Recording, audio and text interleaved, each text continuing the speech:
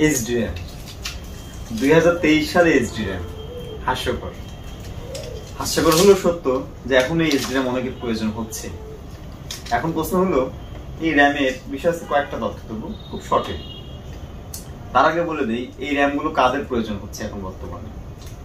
যারা Forster machine চালাচ্ছে তাদের এখনো এই র্যামই লাগে, এবং শুধু তাই না, এরকম কিছু ছোট ছোট মাদারবোর্ড যেমন ফরেস্টার মেশিনে এবং কিছু ল্যাবে, যেমন ধরেন আপনার এক্সরে মেশিনে বা অন্যান্য কিছু মেশিনে দেখা যাচ্ছে কি এরকম টাইপের এইচড র্যাম ব্যবহার করা হচ্ছে এখন। আর সবচেয়ে ইন্টারেস্টিং ব্যাপার হলো এই র্যামের কথা, মানে র্যামটা হাতে নিলে আজকে আমি ভিডিওটা করলাম এই কারণে যে এগুলো অতীতটা মনে করে দেয়।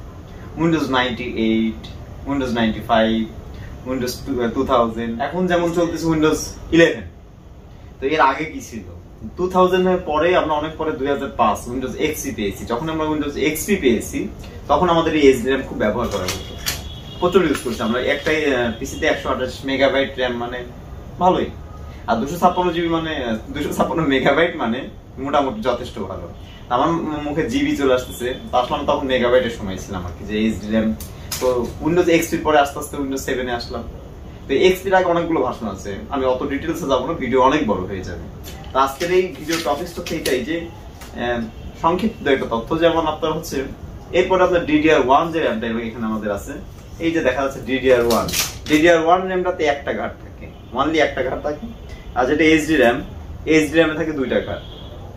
তো যখন উইন্ডোজ 7 আমরা ইউজ করতে লাগলাম তখন আমাদের এই DDR1 7 এ DDR2 চলে আসলো, DDR1 HD, তারপর DDR3 চলে আসলো, এখন DDR4 চলতেছে, DDR5 ও কিন্তু অনেক জায়গায় ইয়ে হয়ে গেছে, অনেক কান্ট্রিতে দেখা যাচ্ছে DDR5 এর LPDDR5X RAM।